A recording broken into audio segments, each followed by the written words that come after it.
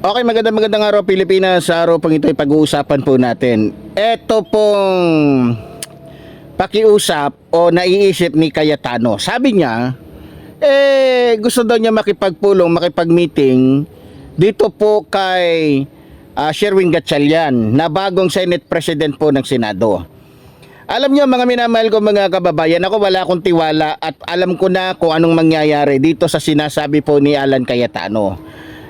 Kilalang kilala naman po natin na itong tao pong ito ay talagang napakahusay po nitong kumbaga napakatuso po. Yan ang direktang salita dyan tungkol po dito kay Cayetano. Ano po itong taong ito, napakatuso. Kumbaga sa ahas, makamandag talaga to. No, maliban na makamandag, talagang napakatuso. Biblical po yan. At alam nyo mga minamahal ko mga kababayan, ito pong si Cayetano, ito po yung number 1 makadiyos na masasabi nating banal na aso. No? Banal na aso na kung saan nagpapakaanghel. Na akala mo naman anghel pero yung kanyang kademonyohan ay wala po magiging katulad, lalong-lalo na sa kanyang pagiging sinungaling. Ngayon, sinisiksik po nitong mga ito yung kanilang sarili, pinagdidiinan nila na sila daw, lalong-lalo nito si Loren Legarda. O ito, pag-usapan natin si Loren Legarda, ha?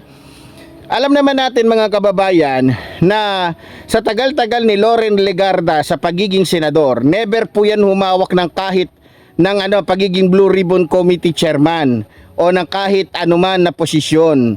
Ha? Ngayon, gustong-gusto niyang humawak ng posisyon, samantalang hindi naman siya mahilig dyan. Alam niyo kung bakit? Alam ko na. Kasi nalalagay po sa bingit na hindi magandang kalagayan, sa bingit na hindi magandang kalagayan tuloy, nalalagay sa hindi magandang sitwasyon ngayon yung kanyang anak na si Libeste, na kung saan ay talagang makukulong. Kaya maging siya, kasi nabanggit po ng 18 Marines, hindi na pala 18 Marines, pinagbabawal na pala yan ngayon dahil nagrereklamo yung mga tunay na mga sundalo o yung Armed Forces of the Philippines na pinagbabawal, wag sila tawagin ng mga Marines dahil hindi pala ito mga Marines, mga Marites. Yan. Itong 18 Marites, mga minamahal ko mga kababayan, ay nabanggit po yung pangalan nito po ni Loren Legarda. At ngayon, sa totoo lang, mukhang baliktad ho yata. Sabi ni Alan Cayetano, may tatakutin daw ng mga senador na ganito, na kapag hindi mano sasabihin, ilalantad, makukulong. Mukhang nangyayari po yan dyan sa hanay po ng mga maka-Duterte ngayon. Alam naman natin, di ba, na itong si Loren Legarda, mga minamahal ko mga kababayan, nabanggit po yung kanyang pangalan ng 18 Marites, na kung saan, mali-malitang mga pera daw ang natanggap nito. Ngayon, na kumampi na siya dito kay Marcoleta, kaya lang Cayetano, nawala yung pangalan niya sa listahan at ayun, todo pambobola ang ginagawa po nito ni Loren Legarda. At sa totoo lang, nag-live o nag-video po itong si Loren Legarda at pinapaliwanag niya sa tao na ganito, ganyan, hindi po pwedeng maging legal yung kanilang dahil 12 lamang sila. Tanga ka pala yan ang nagagawa ng isang senador na walang ibang ginawa kundi umupo lang ng umupo, magpalaki ng tiyan, magpayaman. Yan po si Loren Legarda. Magpayaman lang po ang alam ng babae na yan. Ngayon,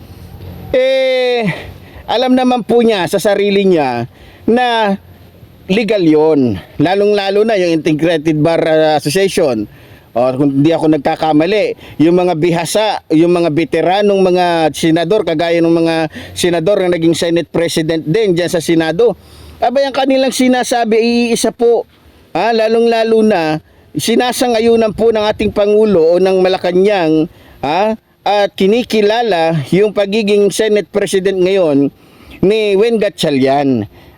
Kinikilala, pero bakit nagsisiksik sila na sila ay nandiyan sa posisyon? Sila yung nasa posisyon, sila yung totoong Blue Ribbon Chairman Committee. Sila yung totoong ganito, totoong ganyan. mga bobo pala kayo, yan ang sinasabi natin.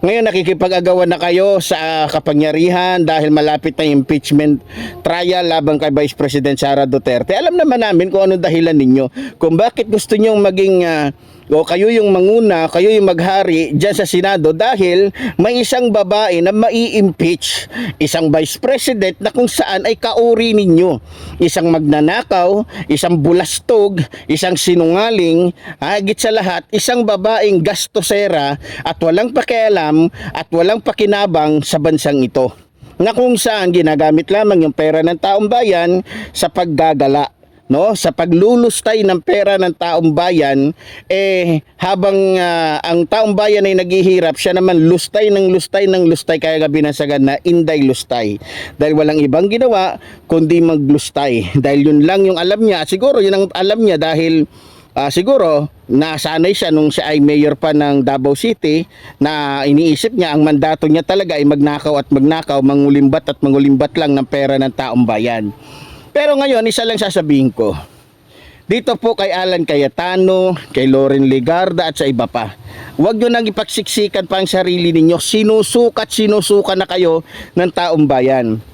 Gusto nyong kayo ang mamuno para laruin ninyo, baliktarin ninyo para magkaroon ng rason, para hindi ma-impeach o para maghanap lamang ng kadamay itong si Sara Duterte na mai-impeach na. Alam namin yun. Hindi naman kami mga tanga, hindi kami mga bobo, hindi kami nga mga pinanganak lang ngayon. Alam namin yung mga style ninyo, alam namin kung anong binabalak ninyo. Ang guluhin, ang harangin, ang pagpapa-impeach dito kay Vice President Sara Duterte, na kung saan walang ginawang mabuti sa bansang ito, kundi magnakaw at magnakaw ng pera ng taong bayan. Yun lang, tapos. 'Di ba? So, kilala naman ng taong bayan na kung sino si Sara Duterte. Nabulgar na yung kawalangyaan nila, nalaman na yung katotohanan kung ano at sino talaga sila. Kaya ngayon, malamang itong mga ito na mga membro ng sindikato ng mga Duterte kumikilos dahil siguro tinakot sila ni Vice President Sara Duterte na pag ako nalaglag, laglag kayong lahat. Ikakanta ko kayong lahat. Kaya siguro ganun na lang ang pagsisikap ng mga ito dahil ayaw nilang malantad yung kanilang mga pangalan. Ayaw nilang mabunyag yung katotohanan na maliban kay Vice President Sara Duterte, may mga senador tayo na walang ibang ginawa kundi lamunin, nakawin yung pera ng taong bayan. Ako sigurado ko na kapag nahulog itong si Vice President Sara Duterte at natanggal ito at hindi na makatakbo, maraming sasabihin nito.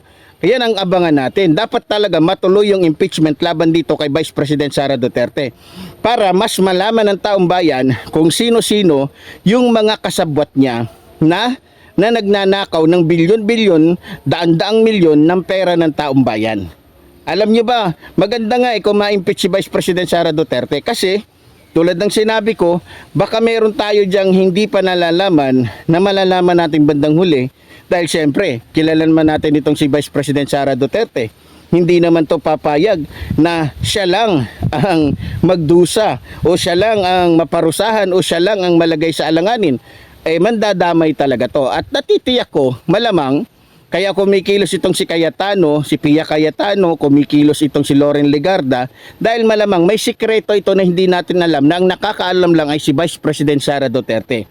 Kaya nga ang maganda nito, pagsikapan natin mga kababayan, sama-sama tayo na ma-impeach talaga itong si Vice President Sara Duterte nang sa ganun, mapuwersa. Siyempre, kilala naman natin ugali ni Vice President Sara Duterte. Maliban na yan ay baliw, bobo, tanga, siraulo, gago. Traidor din yan. 'Di ba? Yan ang number 1 na karakter niyan, yung pagiging traidor. Tinaidor nga tayong buong mga Pilipino, buong bansa ni tinraidor nga ng mga Duterte. Yan pa kaya mga Duterte, yung mga alipores pa nila ang hindi niya ilaglag. 'Di ba? So ngayon, ang masasabi ko lang kay Alan Cayetano, good luck na lang sa iyo. Kung ako sa'yo, manahimik ka na lang para hindi ka makwelyuhan ni Erwin Tulfo. Kasi binalaan ka na, kaya wag matigas ang ulo mo. Pag nagtigas-tigasan ka ng ulo, hindi na ako magtataka kung magugulpi ka o mabubugbog ka nito ni Senador Erwin Tulfo. Hindi naman ako naniniwalang kaya ni Robin Padilla si Erwin Tulfo. Dahil itong si Robin Padilla, puro action lang alam nito. Hindi naman talaga to pang totoong buhay. Pang pelikula ka lang. Yung meron take 1, take 2, take 3, take 10. Hanggang doon ka lang. Pero sa totoong buhay, o tingnan nyo na lang. Nung hindi pa siya senador, ang angas-angas niya kay Senador Antonio Trillanes. Ngayon, na siya na senador, tapos si Sir Trillanes hindi na. Ba't ayaw mo maghamon ngayon kay Senador Antonio Trillanes? Kaya sinasabi ko, yung mga style ng mga tao ni Rodrigo Roa Duterte, puro mga pautot lang yan, mga walang kwenta, mga walang silbi. Kaya ang masasabi ko, dito kay Loren Legarda, alam ko kaya ka sumisip-sip ngayon, sinasabi mo pang bayani itong 18 Marines, dahil alam namin na malamang ikaw yung totoong kasabwat sa pagnanakaw ng mga Duterte sa pera ng taong bayan. Kaya nga kayo mayroong bilyon-bilyon, di ba? Oh, nakakapagtaka naman si Loren Legarda, ang alam ko dito, dati lamang itong media. Isang media na sumasahod lamang ng kakaunti, pero ngayon, na nagsenador na, abay bilyon-bilyon na. Abay katakataka nga naman yung pera. Hindi naman magkakapera itong si Libiste, sa edad niya na yan, magkakapera ng bilyon-bilyon. Hindi ako maniniwala. Maniniwala lang ako, siguro, kung nagbigay itong si Loren Legarda sa kanyang anak ng bilyon-bilyon. Kaya may bilyon-bilyon itong kanyang anak na kung saan ay nabibingit ngayon sa o nalalagay ngayon sa panganib, lalong-lalo na't pinapabayad sila ng 24 billion.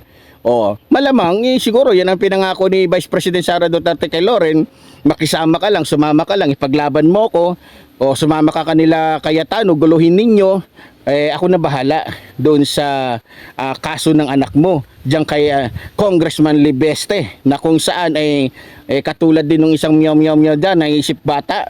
'Di ba? So ganoon pa man, ang masasabi ko lang sa mga DDS, ang masasabi ko lang sa mga Makaduterte, good luck na lang sa inyo at siguradong kami pa rin ang magwawagi at hindi kayo magwawagi kahit kailan dahil kami palagi ang sinasamahan ng Diyos na makapangyarihan sa lahat at kayo, dahil mga alagad kayo ng Diyos-Diyosan ninyo na si Kibuloy, kaya wag na kayo umasa na mananalo kayo sa amin. Kaya good luck na lang sa inyo. Yun lang. Bye. So muli po, tulad po rin sinasabi ng lingkod, mabuhay po ating inang bayan, mabuhay po rin magmahal sa ating bayan. Maraming salamat po.